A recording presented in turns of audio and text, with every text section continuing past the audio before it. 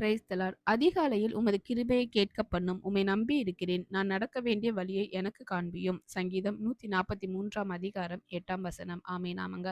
ஏசப்பா இந்த காலை வேளையில இந்த வசனத்தின் மூலமா என்ன சொல்ல வர்றாரு அப்படின்னா, நம்ம கர்த்தரிடத்துல ஜெபம் பண்ணும்போது, அதிகாலையில ஜெபம் பண்ணணுங்க. அப்ப அதிகாலையில இது பண்ணும்போது, உம்முடைய கிருபைய எங்களுக்கு கேட்க பண்ணும். உம்முடைய கிருபைய எங்களுக்கு தாங்க. இந்த நாளுக்குரிய காரியங்கள் நாங்க செய்ய முடியாம போகும். எங்களுக்கு பலன் இருக்காது. பலன் இல்லாத நேரத்துல உம்முடைய பலனை வந்து கிருபையா எங்களுக்கு தாங்க அப்படின்னு நம்ம அவரிடத்துல கேட்கணும். நம்ம அவரை தான் நம்பி இருக்கிறோம் அப்படின்றத நம்ம அனுதினமும் சொல்லணுங்க.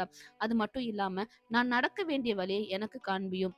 இதுல நம்ம பார்க்க வேண்டியது நடக்க வேண்டிய வழி. நாம விரும்புற வழியில நடக்கிறதுக்கு அவர்ட்ட கேட்கக்கூடாது.